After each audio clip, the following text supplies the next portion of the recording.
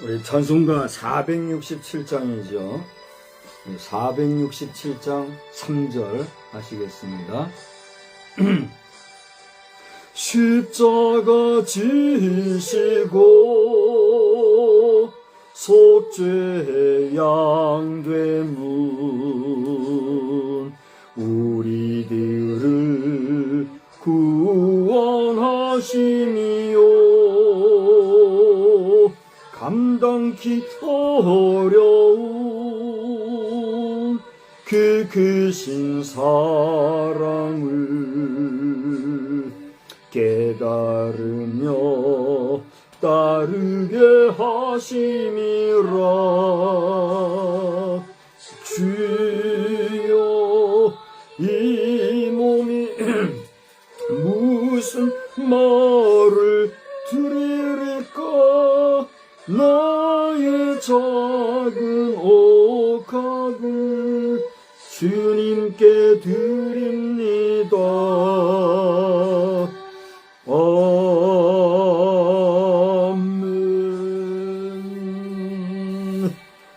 전능하사 천지를 만드신 하나님 아버지를 내가 믿사오며 그 외아들 우리 주 예수 그리스도를 믿사오니 이는 성령으로 잉태하사 동정녀 마리아에게 나시고 본디오 빌라도에게 고난을 받으사 십자가에 못 박혀 죽으시고 장사한 지 사흘 만에 죽은 자 가운데서 다시 살아나시며 하늘에 오르사 전능하신 하나님 우편에 앉아 계시다가 저리로서 사한 자와 죽은 자를 심판하러 오시리라. 성령을 믿사오며 거룩한 공회와 성도가 서로 교통하는 것과 죄를 사하여 주시는 것과 몸이 다시 사는 것과 영원히 사는 것을 믿사옵나이다. 아멘.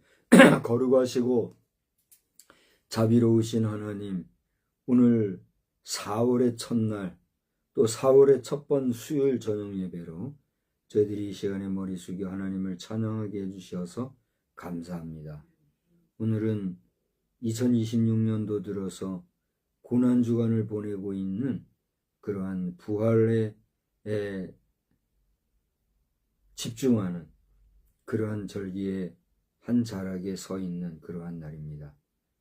오늘날 많은 교회들이 고난주간을 통하여서 주님을 더욱더 깊이 묵상하고 주님이 당하신 고난에 동참하며 그 고난의 의미를 우리의 삶 속에 투영시키고 또 우리가 하나님 앞에서와 사람들과의 관계에서 보다 경건하고 거룩한 삶을 지향하고자 하는 거룩한 몸부림 중에 있는 줄 아오니 각 교회마다 성도마다 주의 종들마다 강하게 붙잡아 주시고 이 모든 행위도 언젠가 다 사라지고 없어질 이슬과 같은 것이 될 텐데 그저 형식적이고 지나가는 이벤트로 한번 반짝하는 그러한 행사로 끝나지 말고 우리의 생을 다하여 하나님 앞에 서는 마지막 그 순간까지 늘 신중하고 진지하고 중량감 있는 믿음의 삶을 잘 살아가도록 우리 모든 믿음의 백성들을 꼭 붙잡아 주시옵소서.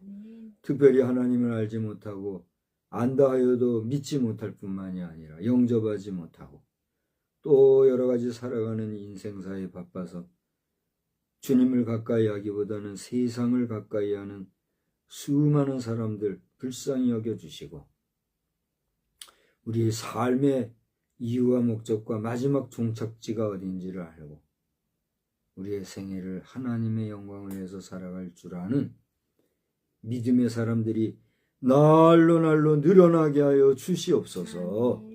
오늘도 국내외적으로도 복잡하고 수산한 소리 소문 소식들이 넘쳐나고 있는 가운데 있는데 이 모든 것들도 하나님 앞에서는 다 헛된 일로 알고 보다 많은 하나님의 백성들이 하나님 앞에 우리 자신을 온전히 드리는 그러한 신령한 백성들이 다 되게 하여 주시옵소서. 말씀에서 은혜 주시기를 원하옵고 예수님의 이름으로 기도하옵나이다. 아멘. 우리 찬송가 272장을 불러요. 272장을 부르시고 바로 말씀을 전하도록 하겠습니다. 272장 고통의 멍에 벗으려고 예수께로 나갑니다. 자유와 기쁨 베푸시는 주께로 갑니다.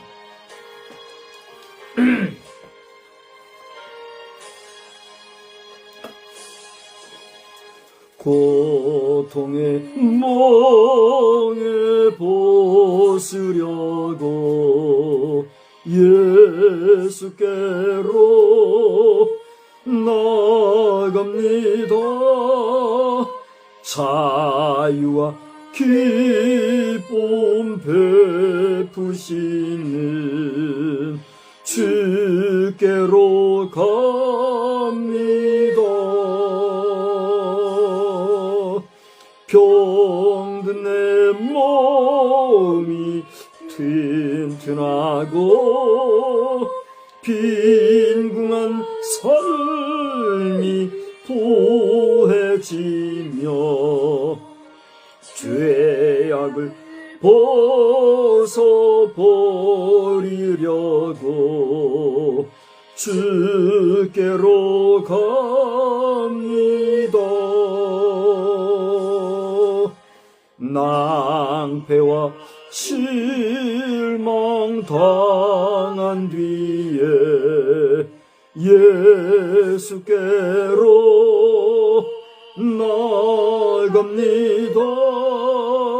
십자가 은혜 받으려고 주께로 갑니다.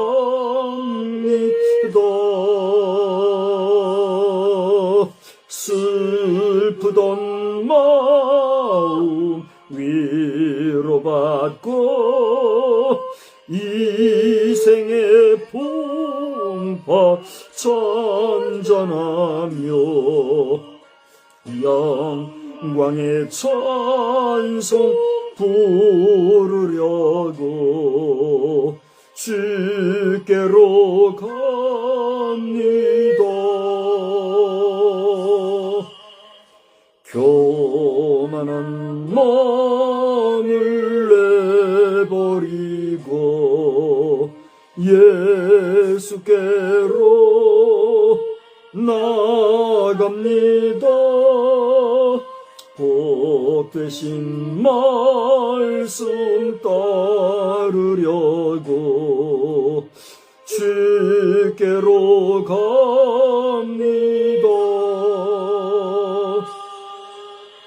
실망한 이 몸 힘을 얻고 예수의 크신 사랑받아 하늘의 기쁨 맛보려고 주께로 갑니다. 지금의 길을 벗어나서 예수께로 나갑니다. 영원한 집을 바라보고 주께로 갑니다.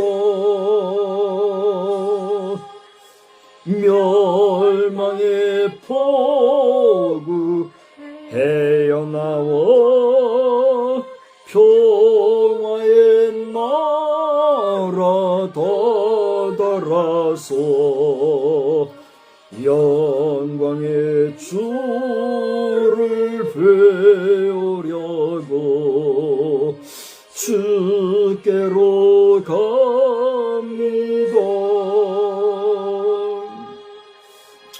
아멘.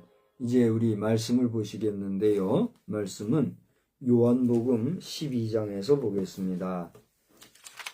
요한복음 12장 1절로 8절. 요한복음 12장 1절로 8절을 다 같이 보아요. 교도갈게요. 6월절 엿새 전에 예수께서 베다니에 이르시니 이곳은 예수께서 죽은 자 가운데서 살리신 나사로가 있는 곳이라. 거기서 예수를 위하여 잔치할세 마르다는 일을 하고 나사로는 예수와 함께 앉은 자 중에 있더라. 마리아는 지극히 비싼 향유 곧 순전한 나드 한 근을 가져다가 예수의 발에 붓고 자기 머리털로 그의 발을 닦으니 향유 냄새가 집에 가득하더라. 제자 중 하나로서 예수를 잡아줄 가룟 유다가 말하되 이 향유를 어찌하여 300데나리온에 팔아 가난한 자들에게 주지 아니하였느냐 하니 이렇게 말함은 가난한 자들의 생각함이 아니요 그는 도둑이라 돈계를 맞고 거기 넣는 것을 훔쳐가미러라. 예수께서 이르시되 그를 가만두어 나의 장래할 날을 위하여 그것을 간직하게 하라. 가난한 자들은 항상 너희와 함께 있거니와 나는 항상 있지 아니하리라. 아멘. 하시니라. 아멘. 하나님의 크신 은혜와 사랑이 고난주간을 보내고 있는 여러분 모두에게 늘 함께 하시기를 우리 주님의 이름으로 축원합니다. 축원합니다. 제가 볼품없지만 또 작은 교회지만 우리 교회의 지체들을 위해서 특별 새벽 기도도 좀 인도하고 이 고난주간을 작지만 하나의 트레이닝 삼아 해볼까 하는 생각도 가졌어요. 그런데 잘 생각해야 돼요. 그리고 우리 자녀들이 또 오늘 영상을 꼭 보면 좋겠어요. 아무리 앞에서 끌고 댕겨도 움직이지 않는 소나 짐승은 그냥 버팅기고만 있어요. 그럼 끄는 줄잡이는 헛일하는 거예요. 그래요, 안 그래요? 이게 너무 극단적인 비유가 돼서 안 됐지만 무슨 얘기냐면 리더의 리드에 순응하고 적응하되 반응하고 호응하되 긍정과 능동으로 임하지 아니하는 그런 상황 속에서는 리더는 에너지를 허비할 필요가 있다 없다? 없다가 답이에요. 지금 우리가 어떤 상황인가를 잘들 판단하고 여러분들의 신앙은 이미 하나님과 여러분 자신과의 개인 관계예요. 그래요, 안 그래요? 나는 여기 리더로 있는 목사는 단지 여러분을 위해서 불 꺼지지 않게 군불 좀 대주고 바람 불어서 불 좀 더 화력 세게 해주고 그런 보조적인 역할을 하는 거예요. 또 좀 더 성경적으로 얘기하면 작은 목양지의 목자로서 내게 주어진 양들이 잘 먹고 잘 마시고 잘 쉬게 쉴만한 물가로 인도해 주는 그런 역할을 하는 거예요. 자, 긍정이 돼야 안 돼요? 긍정이 되죠? 그런데 그러한 목자의 치리를 따르지 아니하는 양들은 어떻게 될까요? 스스로 배고프고 스스로 목마른 거예요. 그것까지 목자가 어떻게 해줄 수는 없더라고요. 정말 인자하고 자비하고 사랑이 넘치고 그래가지고 쌈해주고 감싸주고 좋은 목자, 선한 목자, 그런 모습으로 이제 많은 사람들이 기대하고 또 그걸 바라는 게 인간 심리잖아요. 그렇게 하기에는 우리의 세월이나 우리의 경륜이나 우리의 경험이나 우리의 역할이라고 하는 것은 이미 성장했단 말이에요. 무슨 얘기인지 알아듣겠어요? 성장한 그런 애들을, 성장한 자녀를, 성장한 세대를 계속해서 뭐 먹이네 이런 식으로 하게 되면 어떻게 돼요? 곤란하다는 거예요. 그래서 이제 좀 주절주절 이제 서두가 길어져서 안 됐는데 이제 2026년도 고난주간도 이제 봐요. 오늘이 다 지났으니까 내일, 모레, 그죠? 그 토요일은 사실상 고난주간에서 열회예요. FM대로 치면. 예수님 쉬신 날이니까. 금요일이 피크예요. 이틀 남은 거예요, 이틀. 뭐 토요일도 쳐준다고 하면 길어야 3일, 2, 3일 남았어요. 그죠? 2026년도 사순절도 다 지나가고 이제 그 고난주간도 이틀, 길어야 3일 지금 남은 거예요. 그러고 나면 이제 부활절이 온단 말이에요. 제가 오늘 작년도 부활절 주일 저녁에 설교한 내용을 제가 한번 들어봤어요. 여러분 한번 찾아서 들어보면 좋겠어요. 근데 작년도 부활절은 4월 20일이더라고요. 근데 올해는 언제예요? 4월 5일이죠. 4월 5일이 맞아요? 3일이 아니에요? 4월 5일. 4월, 제가 꼭 잘못 봤군요. 4월 5일이 부활절이더라고요. 그죠? 그럼 거의 보름이 앞당겨진 거잖아요. 그죠? 절 보세요. 한 해가 지나가면서 보름이 부활절의 차이가 지금 난단 말이에요. 신기하지 않습니까? 1년 뒤에 이 부활절이라는 그 절기가 보름 차이가 난다니까 지금. 그러니까 우리 사람이요, 그걸 셈하고 따져가지고 작년에는 보름 뒤가 부활절인데 올해는 보름 전이, 이거 생각하고 계산할 필요 있어요, 없어요? 없어요. 그것은 다 우리 교회 전문가들이 그렇게 정하고 있는 건데 뭐 어디서 어떻게 정하는지 그거는 나는 신경도 안 쓰고 관심도 안 가져요. 그래서 교회 공동체 공교회라는 게 중요한 게, 그래서 모든 교회와 모든 교회 성도들이 이 모든 교회의 절기를 하나로 통일해서 맞추어 나가는 공동체성이 아주 중요하단 말이죠. 네? 그런 면에서 우리는 지금 이 2026년도의 부활절을 대망하는 그런 가운데 있다는 사실을 여러분 상기하시고, 또 여러분 가운데 이미 뉴스를 통해서 아는 분들도 있겠지만 저는 보세요. 우리나라 시간으로는 내일이에요.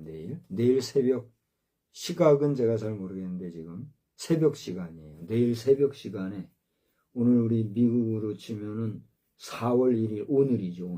오늘 현재 지금 한참 준비하고 있을 거예요. 뭐냐면 아르테미스 2 프로젝트를 통해서 저 달나라로 달로 유인 우주선을 지금 쏘아 올릴 거예요.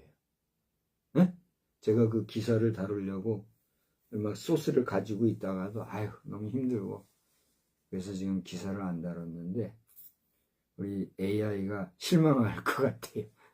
고등 정보를 나한테 줬는데 나 기사로 작성 안 해서. 우리 AI가 지금 이 영상을 분석한다면 내가 많이 피곤하고, 지금 교통사고 이후에 피로도가 좀 증폭돼서 막 그렇게 못한 것을 이해해 주기를 바란다. 이것도 제가 메시지로 남기는 바예요. 이게 뭐냐 하면 불과 앞으로 아마 10시간 안쪽일 거예요. 길어야 12시간 안쪽. 앞으로 몇 시간 후에는 절 보세요. 달로 우주선 쏘아 올린다니까요. 여기 확인해 보셔도 돼요. 오늘 이제 그게 며칠을 갈지 모르지만 예전보다 훨씬 빠른 속도로 달까지 가요. 그럼 이번 달은 제가 알기로는 거기서 그 선회 비행만 한 번 하고 바로 복귀하는 걸로 그렇게 알아요. 거기서 6개월 몇 번이 도는지 막 정확히 모르겠는데, 아무튼 지금 그렇게 한다 이거예요. 그건 뭘 얘기하냐면 앞으로는 우리 나사가 또 우리 각 국제 우주 항공국들이 연합을 할지 연합을 안 할지 모르지만 우리 지구촌 내 우주항공 기술이 이제는 달 정복을 시작을 했다는 얘기예요. 그리고 지금까지는 달 기지 건설에 대한 말만 입소문만 무성했잖아요. 근데 이번 아르테미스 2 프로젝트를 통해서 구체적으로 달 기지 건설에 대한 그 포인트도 정하고 이런 식으로 해서 앞으로는 이제 달 기지 건설이 사실화될 것이다 하는 거예요. 우리는 지난 3월 3일이었나요? 그 개기월식이 있어가지고 달 사진 찍고 그런 적이 있었죠. 우리는 지금 달 쳐다보면서 대수나무, 한나무 노래 부르고 달 무슨 달 이렇게 하는데, 지금 이 발달 21세기의 항공우주 기술은 그 달에 정착할 것을 목표로, 또 이번 프로젝트 가운데 가장 중요시 여기는 것은 그 달에 있는 각종 자원들 있잖아요. 지구의 자원 부족을 우리가 알기 때문에 그 달에 있는 자원을 우리가 어떻게 효용 있게 활용할 수 있겠는가 하는 문제까지 지금 염두에 두고 달에 지금 기지를 그동안은 이 말만 무성했지만 이제는 달 기지 건설을 구체적으로 시작하는 단계에 있다. 이런 시대를 우리가 살고 있다 하는 사실을 우리가 염두에 두면서 이러한 때에 다시 오시리라 말씀하신 주님의 그 재림에 대한, 좀 더 넓게 얘기하면 종말주의자들의 종말에 대한 이야기, 이런 이야기와 맞물린 오늘 우리 시대의 우리의 신앙의 현주소는 어떠한 상태인가? 우리는 우리 자신을 진지하게 점검하면서 우리 주님 앞에 더욱더 가까이 가는 그런 복된 시간이 있게 되기를 주님의 이름으로 간절히 축원합니다. 축원합니다. 제가 오늘 일부러 이렇게 좀 편하게 복장했어요. 이해를 좀 해주시기 바라고, 복장도 좀 편하게 하면서 말씀도 좀 편안하게 이렇게 증거하는 시간으로 가지려고 그래요. 오늘 제목을 나드 한근의 이야기 그렇게 해봤어요. 우리 한번 따라서 할까요? 나드 한근의 이야기. 나도 한근의 이야기. 네, 오늘의 이야기는 나드 한근을 이 나드라고 하는 건 향유를 얘기하는 거예요. 향유인 나드 향유 한근을 예수님께 가지고 와서 오늘 요한복음에 의하면 예수님이 어디에다 부었다고 그랬어요? 예수님의 발에 붓고 머리카락으로 닦았다 하는 이야기가 오늘 본문의 이야기예요. 그런데 여러분 알다시피 공관복음과 요한복음은 약간의 그 서술적 차이가 있잖아요. 근데 이 공관복음서에서는 한결같이 예수님에게 와서 이 나드를 부은 여인이 어디다 부은지 아세요? 예수님의 머리에 부었어요. 마태복음 26장과 마가복음 14장, 또 누가복음 7장에 보면은 각각 향유를 머리에 부었다 그랬어요. 누가복음에는 발에 부었네요. 발에 붓고 머리에 붓고 그렇게 함으로써 각각 예수님에 대한 장례를 준비하고 또 예수님에 대한 그 뭐라고 할까요?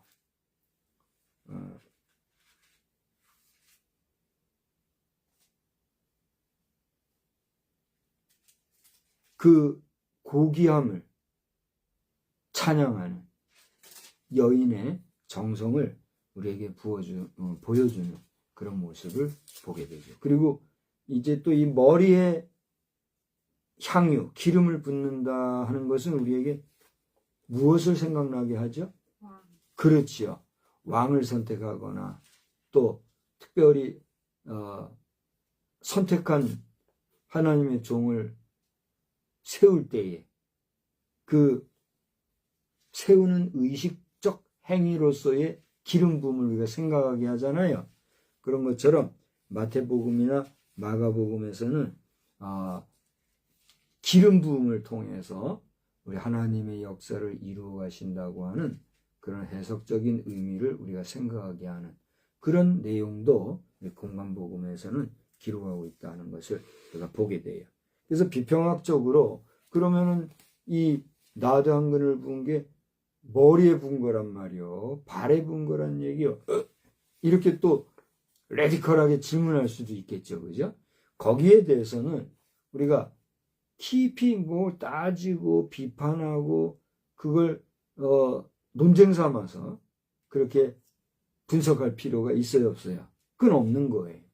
다만 마태의 시각과 마가의 시각에서 본 그 머리에 기름을 부었다는 의미나 그 현장에서의 모습은 그대로 우리가 받아들이면 돼요. 그리고 누가나 요한이 기록했던 예수님의 발에 부었다고 하는 그 이야기는 또 그대로 받아들이면 되는 거예요. 그죠? 그런데 이제 특별히 요한복음에 기록되어 있는 향유를 발에 부었다고 하는 이 의미는 오늘 본문에 보면 예수님 자신도 분명히 얘기했어요. 7절을 봐요. 이 여인의 행위에 대해서 갖다 붙다 말하는 제자가 있었죠. 누구예요? 도둑놈. 도둑놈이 이 말 저말하니까 뭐라 그랬어요? 그를 가만두어 나의 장래할 날을 위하여 그것을 간직하게 하라. 그러면서 또 8절에 뭐라 그랬죠? 가난한 자들은 항상 너희와 함께 있거니와 나는 항상 있지 아니하리라 하는 말씀으로 아주 이런 지하에 그를 제어하시는 그런 모습을 우리가 보게 되는 거죠. 그래서 이 공관복음과 요한복음에 이렇게 기록되어 있는 내용들을 우리가 본다고 하면 이 공관복음에서는 대체적으로 이 메시아의 선포, 그러니까 왕이신 우리 예수님의 머리에 기름을 부음으로써 그의 왕권과 왕의 위엄을 드러내 보이는 의미적, 의식적 행위로서 우리가 해석할 수 있는 그런 부분을 보여주었다라고 하면 요한복음에서는 예수님의 그 발을 씻기면서 그것도 여인의 고결한 머리털로 그 발에 흘러내리는 기름을 닦아내주면서 그분의 장례를 준비하는 이런 사랑의 교제의 모습을 우리에게 보여줌으로써 정말 공간복음과는 차이가 나는 자기 비움의 그런 모습을 또 우리가 발견할 수가 있게 되는 거지요. 예, 이런 차이를 우리가 생각을 하면서 우리가 이 본문을 읽어본다고 하면 여러 가지 교훈을 우리가 찾을 수가 있을 겁니다. 이런 맥락에서 오늘 저는 이제 요한복음을 읽었으니만큼 이 요한복음에 나타나 있는 예수님의 장례를 준비하는 그런 영적인 통찰을 한번 살펴보고자 해요. 물론 좀 전에 말씀드린 대로 예수님의 장례만 준비한 건 아니잖아요. 그죠? 그러니까 마태의 시각이나 마가의 시각 이런 부분에서 볼라치면은 그건 예수님을 위하여서 여인으로서 또 정말 겸손하게 자신을 낮추고 머리털로 그 발을 닦는 헌신을 통해서 예수님을 드높이는 왕으로 대우하는 이런 모습도 우리가 생각할 수 있으니까. 그죠? 그 정도로 우리가 생각을 하고 이제 요한복음을 본문으로 삼았으니만큼 또 예수님 자신도 이 여인의 행위가 자신의 예수님의 장례를 준비한 행위라고 언급하실 만큼 무게를 둔 내용이니만큼 우리는 그런 부분에서 한번 살펴본다면 오늘 예수님께서는 이 여인을 향해서 아주 그 신랄하게 비판을 하는 가룟 유다의 비판을 정면으로 막았었잖아요. 그건 뭐라 그랬어요? 야, 너 이거 뭐 어째서 그래? 5절을 보니까 300데나리온에 팔아서 가난한 자들에게 주지 아니었느냐? 듣기 따라서는 가난한 사람을 생각하는 것 같잖아요. 그죠? 오늘날 우리나라의 최고 지도자라는 하는 사람이 뭐 애국을 말하고 민생을 얘기하고 별소리 다 하지만 그걸 누가 믿을 사람이 있어요? 그 추종자들은 뭐 하고 박수치고 뭐 예찬을 하죠. 근데 절대다수 국민이 그거 뭐 인정하는 사람이 몇 사람이나 되겠어요? 그런 모습으로 가룟 유다는 지금 입을 놀리고 있는 거예요. 근데 이 요한은요, 이렇게 말하는 가룟 유다에 대해서 뭐라고 얘기했어요? 그는 도둑이다. 가난한 자들을 생각함이 아니라 그렇게 얘기했어요. 그래서 이 가룟 유다의 평소의 역할이 뭐예요? 돈꾀를 맞고 거기 넣는 것을 훔쳐가미로라. 교회에도 그런 사람이 있나 봐요. 저는 그런 경우를 아직 만나보거나 하지 않아서 모르는데 간혹 교회사에 보면은 이 교회의 헌금 횡령이라든가 교회 돈을 남용을 한다든가 이런 일들이 구설수에 오르고 기록에 남아서 많은 사람들이 욕을 들어먹고 이런 일이 있잖아요. 근데 그게 어디 교회만입니까? 어느 곳이나 가만 보면 돈 맡은 사람들은요 참 피곤한 것 같아요. 어떻게 생각하세요? 크고 작은 일에 돈 맡아서 돈을 운영하다 보면 자칫 유혹을 받을 때도 있고 또는 그 돈을 맞추어서 공동체를 운영해 나가기 위해서 어떻게 하는 경우도 생겨요. 자기 돈을 틀어 넣어서 막아야 되는 경우도 생겨요. 그래요, 안 그래요? 그래가지고 후자의 경우는 그걸로 인해서 부부지간에 사이가 어려워지고 가족이 힘들어지는 경우도 있잖아요. 그죠? 근데 전자의 경우는 어때요? 아이고 좀 공금이 검은 돈인 줄 알고 눈먼 돈인 줄 알고 적당주의로 자기 돈같이 그냥 흥청망청 써버리는 경우, 교회든 일반 사회든 돈이 있는 곳에 그런 일이 있을 수 있어요, 없어요? 있다는 거죠. 그래서 사회가 돈 때문에 시끄러운 거 아니에요?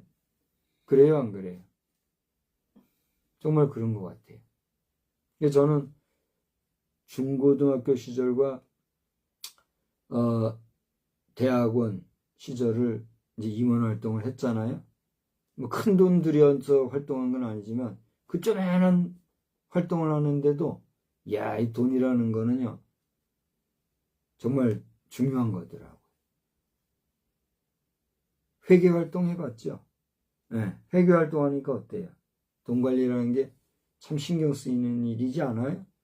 근데 누구요? 가룟 유다가 그게 돈을 맡은 자라 그랬어요. 그런데 요한은 그 가룟 유다가 어떤 사람이었는지 알았던 것 같아요. 그가 정직하게, 공정하게, 의롭게, 공평하게 돈을 관리했다는 거예요? 그렇지 못했다는 거예요? 그렇지 못했다는 거예요. 그래서 나온 표현이 뭐예요? 그는 도둑이라 그래요. 도둑. 도둑은 뭐예요? 적당하게 훔치고 횡령하고, 예? 그렇게 하는 거잖아요. 이 가룟 유다라는 사람이 그런 사람이었다 이거예요. 그런데 그 사람의 입에서 야, 이거 돈 300데나리온에 팔아서 가난한 사람 주지, 그래 이걸 예수님한테 부냐? 그렇게 얘기했으니 그것은 가난한 사람을 생각한 게 아니라 예수님에게 그렇게 부은 행위에 대해서 제자로서 예수님을 온전히 생각하지 않고 예수님을 기만하는 행위로 요한은 낙점을 찍은 거죠. 우리 공동체 안에서도 이런 식으로 진심으로, 정성으로, 정직하게, 공의롭게, 공평하게 활동하는 사람과 그렇지 못하고 그렇지 않게 적당주의로 활동하는 사람이 있어요, 없어요? 보이거든요. 우리가 보통 임원 활동을 하면 회장단이 있잖아요. 그죠? 보통 회장단 하면 어떻게 돼요? 회장, 부회장, 총무, 서기, 회계 이 정도를 회장단이라 그러잖아요. 그리고 각 위원회나 부장단들이 있잖아요. 그 이제 일반 임원이고 회장단으로 해서 같은 임원이라도 클래스가 좀 다르잖아요. 그죠? 근데 가만 보면은 회장단 안에서도 그게 보이는가 하면 일반 임원단 안에서도 보면은 하는 둥 마는 둥 하는 사람이 있고 열심히 하는 사람이 있잖아요. 그래요, 안 그래요? 그러니까 일반 부장단에서도 부장 중심으로 그 부서가 열심히 하면 그 부서는 어때요? 왕성왕성 잘 돼요. 근데 그렇지 않냐고 흐지부지하는 부서는 어떻게 돼요? 유야무야 하잖아요. 우리 그거 보잖아요. 오늘 그런 사람 가룟 유다가 이말저말 할 때 예수님은 이런 지하에 그걸 딱 차단하면서 이 여인이 한 것은 나의 장래할 날을 위해서 행한 것이므로 그를 가만히 둬라 이렇게 얘기한 것을 보게 돼요. 더군다나 이 순전한 나드 한근이라는 것은 오늘 성경에도 기록되어 있지만 300데나리온 이상의 가치가 있었다고 그래요. 그러면 이것은 어느 정도의 양인가? 이것은 노동자의 1년치 임금에 해당하는 그런 돈이래요. 저를 한번 보실래요? 이걸 제가 수치로 계산을 해보니까 이것저것 다 빼고 결론만 얘기하면 한 3천만 원 돈 된대요. 미국 돈 가치로 따지면 한 2천만 원 돈 될까 그런데요. 우리 원가로 환산을 하면 어떻게 해서 이렇게 나온지 모르겠는데 3천만 원이라고 보고 제가 그래서 일부러 오늘 검색을 해봤어요. 그 순전한 나드 향유 한 근은 가치가 얼마나 되나요? 이렇게 물어봤어요. 그랬더니 100ml래야 몇만큼이잖아요. 100ml짜리 나드 한 병이 한 3만 원에서 5만 원 정도 한대요. 그럼 차이가 나잖아요. 그죠? 지금 내가 얘기했던 이 이야기는 이스라엘 지역의 그 기준으로 해가지고 한 금액이 우리 통판 같은 데 보면 올라와 있더라고요. 금액. 넉넉 잡아서 5만 원이라고 하자고요. 3만 원에서 5만 원. 근데 이게 3천만 원 가치가 있다면 그 무슨 차이일까요? 시대적인 차이가 그때 당시하고 지금하고 차이 날 게 뭐 있어요? 그 기름이 지금 기름하고 다를 게 뭐가 있어요? 자, 여기에는 그때는 귀한 거고 지금 들기한 그런 개념이 아니라 그 당시에 이 기름이라는 거는 그 품질, 퀄리티 면에서 지금 그 판매하는 그 뭐 3만 5만 원 그거하고는 질이 틀리겠는데 그거는 저 히말라야 쪽에서 나는 그런 건데 아주 그 고품질의 순품인가 봐요. 그래서 실제로 그런 가치가 있답니다. 근데 지금 거는 이제 희석해가지고 뭐 이렇게 그 당시에 썼던 순전한, 이거 순전한이라고 표현했잖아요. 순전한 나드와는 이제 차이가 있는, 그래 희석하고 가공한 그런 이제 향품이라는 거죠. 그래서 그런 차이가 있는데 어쨌거나 이 300데나리온이라는 뭐 3천만 원이라고 했을 때 그 돈의 가치라는 것은 뭐 지금과 그 당시를 구별할 수는 없겠지만 일반적으로 노동자가 하루에 품삯을 1년치를 모아서 비축하는 분량의 돈이라는 거예요. 그럼 요즘에 가치로 치면은 3천만 원도 더 되는 사람도 있다는 얘기잖아요. 많이 받는 사람은 뭐 억대도 받는다며요. 연봉이요. 그러니까 그런 가치로 계산한다고 하면 이게 어떤 가치가 있는가 짐작해 볼 수 있잖아요. 그러니까 이제 똑같은 질량을 가지고 그걸 재화로 환산해 가지고 얼마나 가치 이걸 따지기 전에 노동자가 1년을 모아서 계산하는 돈의 가치가 있을 정도의 가치가 300데나리온인데 그 정도 가치 있는 이 기름, 그 기름을 한 번에 그냥 쏟아붓다 이거죠. 근데 한 사람은 예수의 제자 가룟 유다는 도둑놈 심보로 그걸 아깝게 여기면서 뭐 생색내는 말을 했다 이거예요. 근데 예수님은 그게 아니라 이건 내 장례를 준비했다함으로써 이 나드의 가치를 우리 한번 생각해 볼 수 있다는 거죠. 더 나아가 오늘 본문에서는 그런 내용이 없습니다만 여기 마태복음이나 마가복음 같은 공관복음에 의하면 이 여인의 행위를 예수님이 뭐라고 평가했어요? 이 여인의 이 행위에 대해서 복음이 전파되는 곳마다 기억될 것이다. 이렇게 말씀하심으로써 이 여인의 행위는 단순히 기분에 또 어떤 그 기분이라는 말 말고 또 무슨 말이 있죠? 그 어떤 감정에 휩싸여서 그냥 감정적인 행위로 그냥 예수님 앞에서 이렇게 한 게 아니라 그의 행위 자체가 이미 예수님의 장례를 준비한 영적 행위이자 최선의 겸손과 순종을 표현한 여인의 모습이었다 하는 것을 우리에게 보여주고 있다는 사실이죠. 여러분 생각을 해보세요. 이 여인은요, 성경에 보면은 뭐 어떤 경우에는 간음하다 걸린 여인이었다 표현하는 경우도 있고 귀신 들렸다 병난 여인이라고 하는 표현도 있고 구체적으로 죽었다 살아난 나사로의 동생 마리아다 이렇게 표현하는 경우도 있어요. 그래서 여기에 대해서는 제가 여러 신학자들의 해석을 볼 때에 그 인물이 그 인물이다라고 하는 사람도 있고 그 인물일 것이다 하는 사람도 있고 뭐 이런저런 말이 있어서 제 자신은 이거를 해석학적으로 이렇다라고 정의를 내릴 수는 없는 조금 어려운 문제예요. 이 여인이 어떤 여인이 되었든지 간에 한 여인이 그래서 여기를 보세요. 마태복음과 마가복음에는 거기는 한 여인이라는 익명으로 이 여인이 와서 기름을 부었다 그랬거든요. 그런데 요한복음에서 보면 그 여인이 누구라고 그랬어요? 나사로의 누이 마리아라 이렇게 명기 실명을 거론하고 있단 말이에요. 그런가 하면 누가복음에는 죄를 지은 한 여인 이렇게 표현하고 있어요.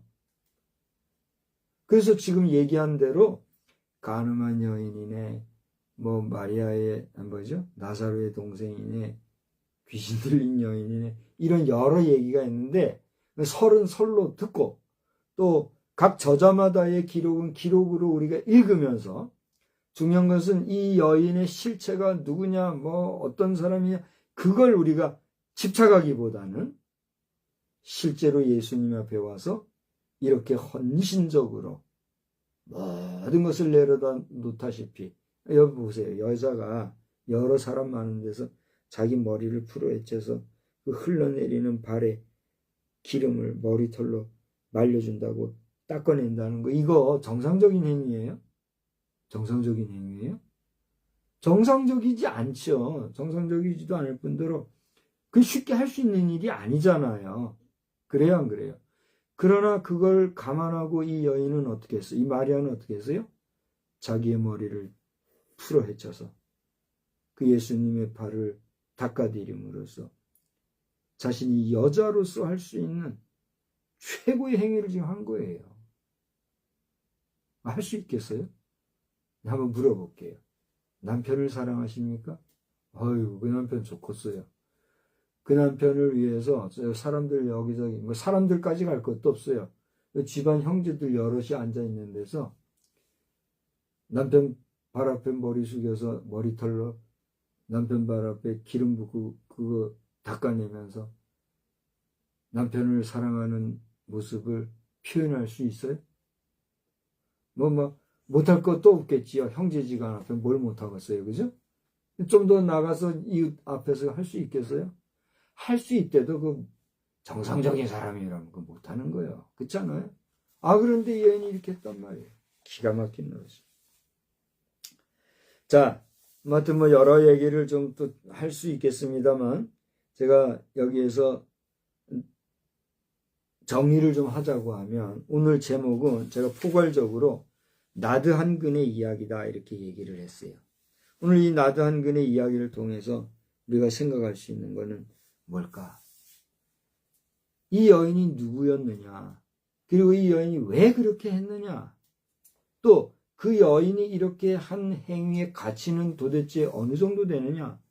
이런 우리의 관심사나 또는 이 행위에 대한 자체적인 평가나 또 이 이야기에 대한 어떤 그 흥미 위주의 해석, 이걸 넘어서 이 여인의 행위는 크게 두 가지로 나누어서 어떤 걸 우리가 발견할 수 있어요.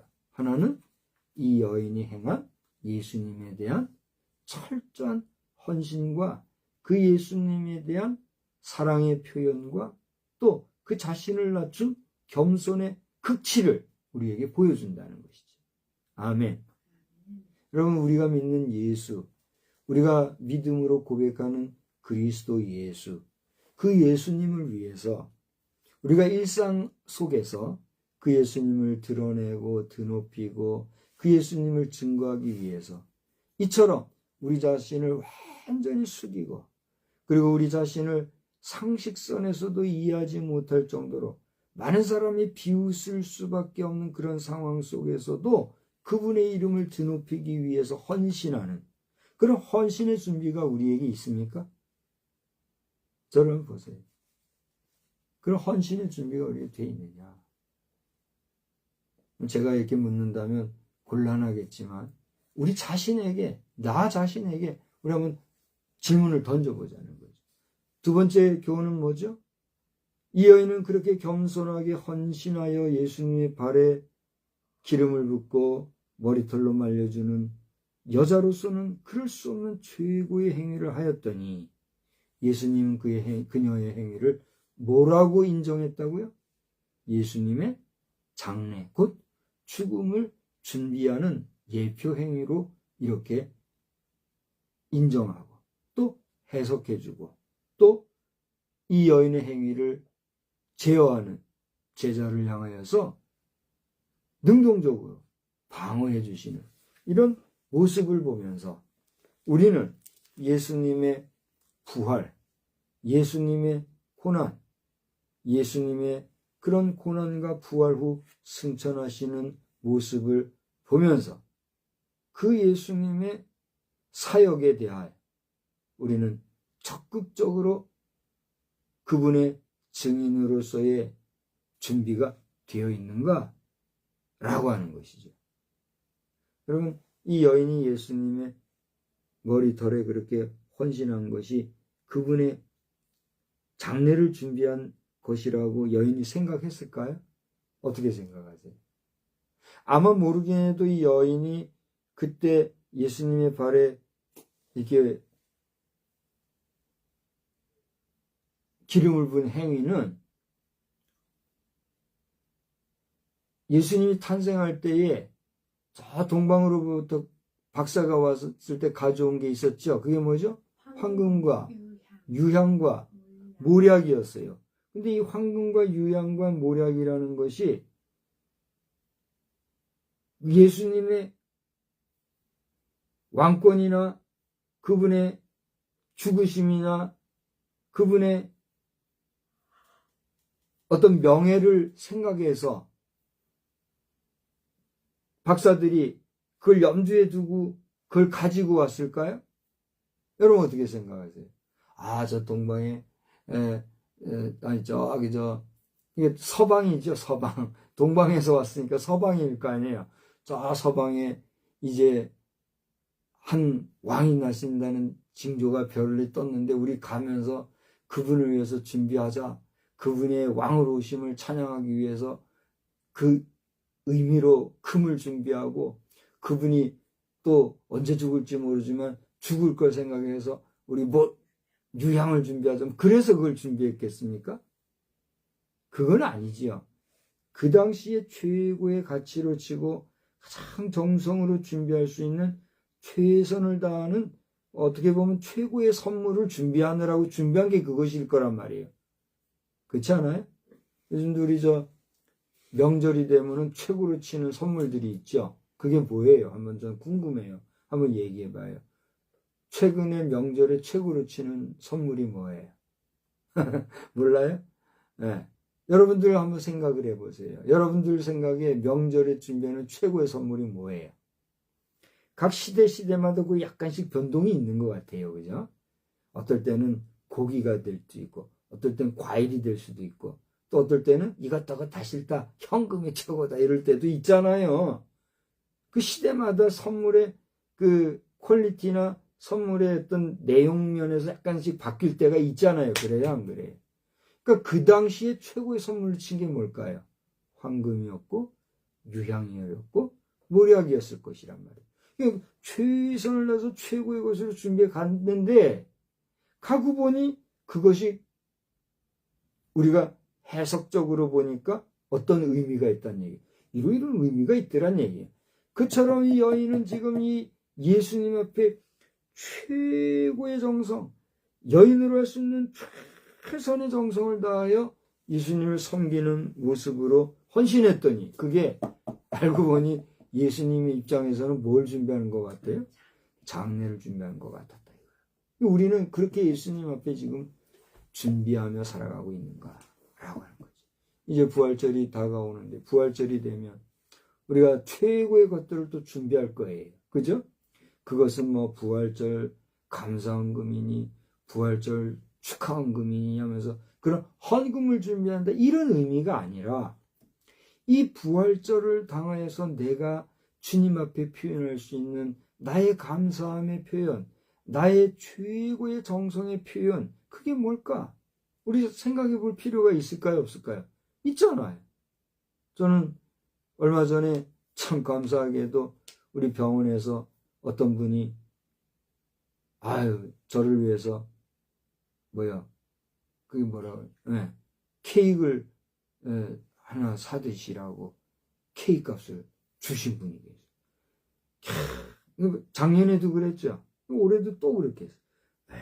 얼마나 감사한지. 그거 혼자 먹고 나면 100% 얹힐 것 같아. 우리 어떻게 하고 있어요? 그걸 준비하고 있잖아요. 우리 주님 부활하신 그날, born again, 새로 나신 그날. 야, 원래 born again이라는 건 중생의 의미를 born again이라 하지만 다시 살아나셨으니 그냥 태어난 날보다도 얼마나 대단한 날이에요. 그 날을 축하하기 위해서 우리 준비하고 있잖아요. 그게 마음이지. 그거 가지고 얼마나 우리가 표현할 수 있겠어요. 그죠? 그러나 크게 정성으로 주의 종을 섬기는 분의 정성을 우리 주님의 부활을 기념하는 그날에 크게 씀으로써 나도 표현하고 너도 표현하고 우리가 주의 부활을 감사하고 기뻐하고 축하하는 그날로 보낸다면 우리가 할 수 있는 최선을 다하는 거 아니겠어요? 그런 마음 정성이 우리에게 준비가 있어야 되겠다. 그러니까 교회마다 그런 면에서 부활절을 우리가 준비하는 데서 그런 정성과 또 그런 의식과 또 그런 마음의 생각들이 모아져야지. 그런 게 아니고 그냥 매년 부활절 오니까 그날은 뭐 절기연금 하는 거래. 절기연금 얼마 해야 되나? 또 부활절은 뭐 계란 나누고 그런데 뭐 계란 왜 나누는지 생각도 안 해보고 뭐 끈 계란 한 판에 뭐 10,000원 이상 달라는 데도 있더라고요.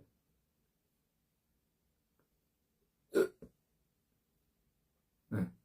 그러면서 벌써 뭐 몇 개월 전서부터 부활절 계란 판매 여기저기서 그냥 광고 보내는 데도 있더라고요. 그렇게 우리가 부활절을 준비하는 거.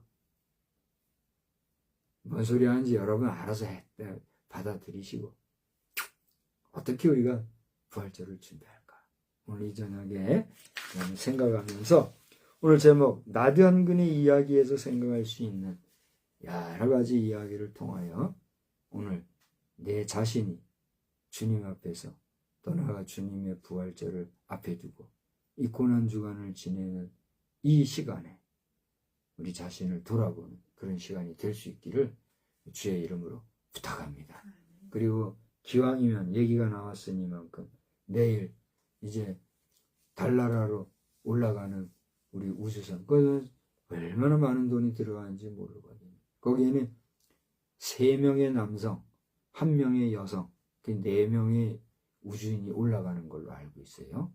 네, 그렇게 올라가는데 잘 다녀올 수 있기를 우리 응원도 하고 또 이게 하나님께서 허락해 주셔야 돼요. 거기에 이제 하늘이 열리는 시간이 있대요. 근데 그 시간이 한 2시간 정도. 그 2시간 사이에 이걸 쏘아 올려야 된대. 그게 무슨 얘기인지 저는 잘 몰라요.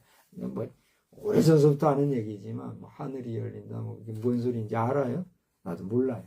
근데 과학자들은 그걸 다 계산해가지고 올라가는 거예요. 잘 다녀올 수 있기를 기도해 주시고 더 나아가 오늘은 제가 계산을 해보니까 6.3 선거 꼭 63일 전이에요. 그 희한하네. 6.3 선거 63일 전이 오늘이 D-63일. 근데도 우리 제1야당 국민의힘은 말로만 정당 명칭 변경한다고 하더니만은 2월 말에 한다고 하더니 좀 늦춰져서 3월에 한다더니 3월 지났는데도 정당 명칭 변경했어요? 안 했어요? 그렇게 약속 어기기를 밥 먹듯이 하고 저 여당은 말할 것도 없는 거고 제1야당마저 그런 식으로 해서 국민들이 누굴 지지하겠어요?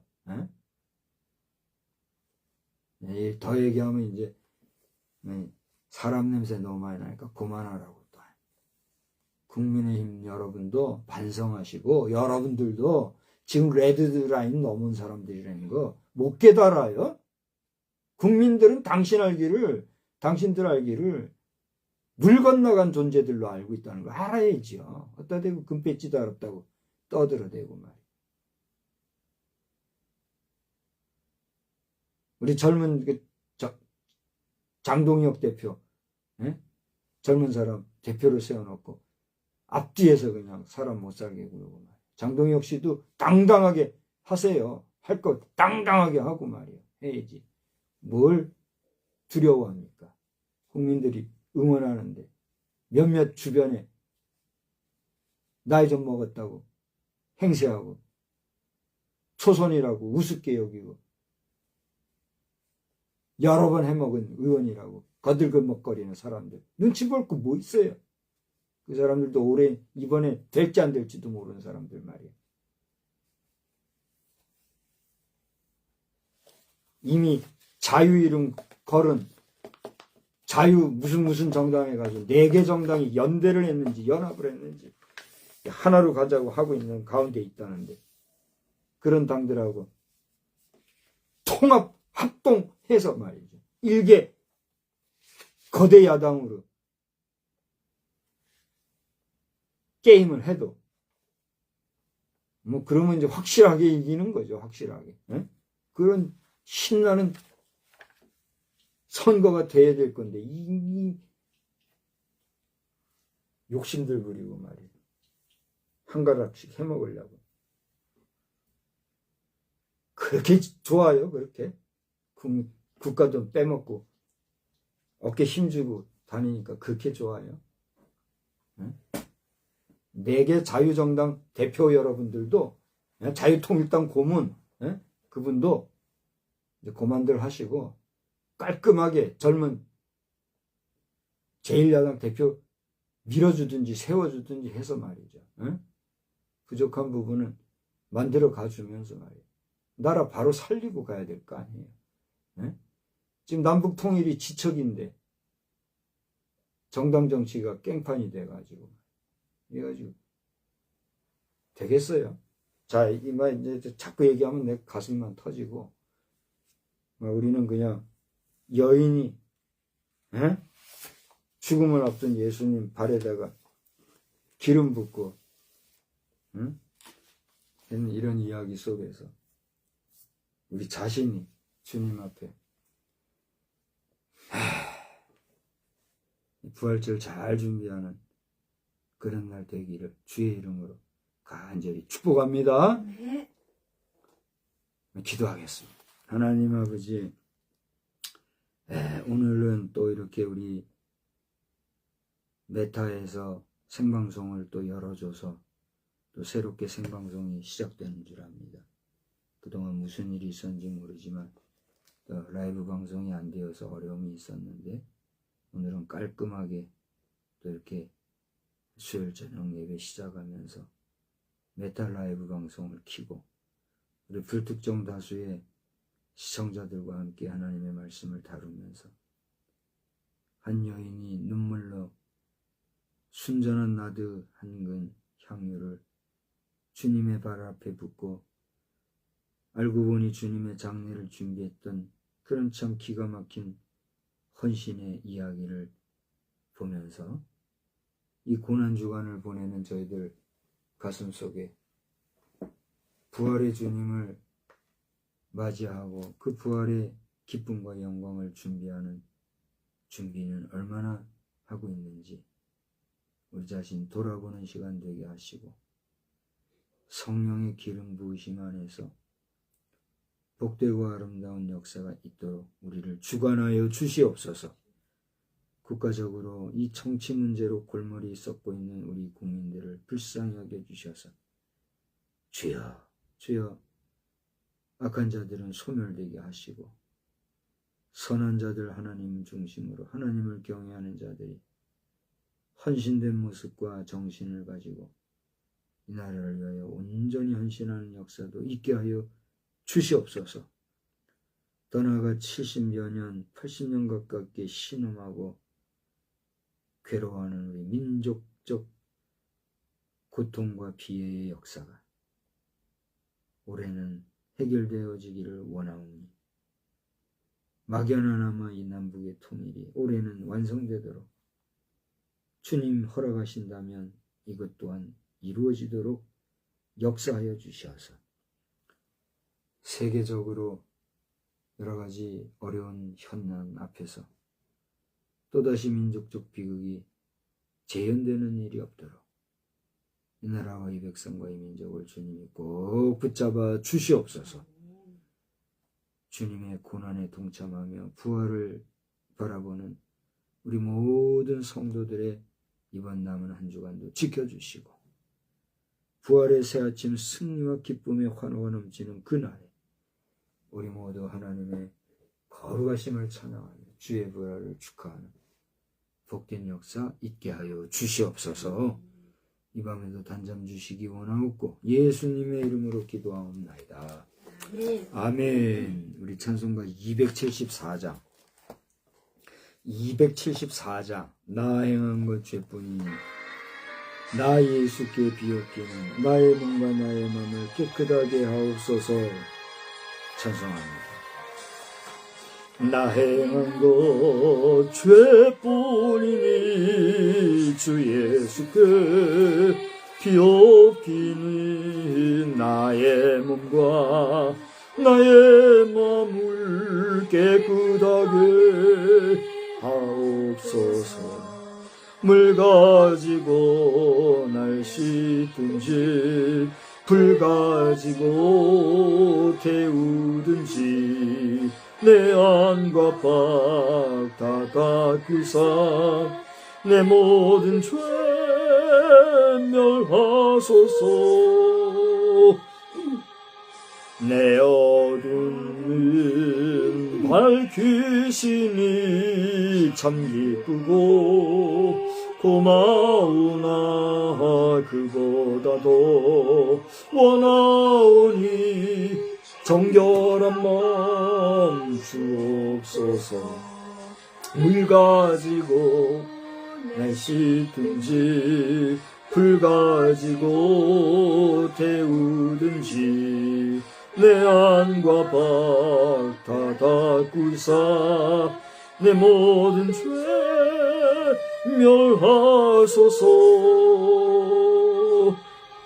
정결한 마음 그 속에서 신령한 빛이 오니 이런 마음 나 얻으면 눈까지도 밝으리라. 물 가지고 날 씻든지 불 가지고 태우든지 내 안과 박 다 닦으사 내 모든 죄 멸하소서. 못되는 실 다 고치고 악한 생각 다 버려도 주 앞에서 정결타고 자랑치는 못하리라. 물 가지고 날 씻든지 불 가지고 태우든지 내 안과 박 다 닦으사 내 모든 죄 멸하소서.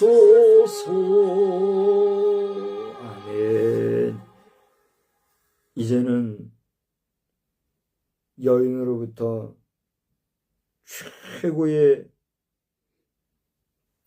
헌신과 사랑의 표현을 받으며 장례까지도 미리 준비하실 자격과 또 권세와 그런 권능이 있으신 우리 주 예수 그리스도의 놀라우신 은혜와 아버지 하나님의 무한하시며 자비로우시고 우리를 긍휼히 여기시는 그 사랑 극진하심과 성령님의 깨닫게 하시고 또 이끌어 주시고 바른 길 가시게 하시는 그 능력의 역사가 이 고난주간을 잘 보내고 부활의 기쁨과 영광을 하나님께 돌리며 성결한 백성으로 마지막 날까지 승리하며 나가기를 다짐하는 우리 모두 위에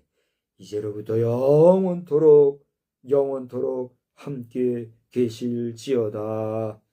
아멘. 아멘.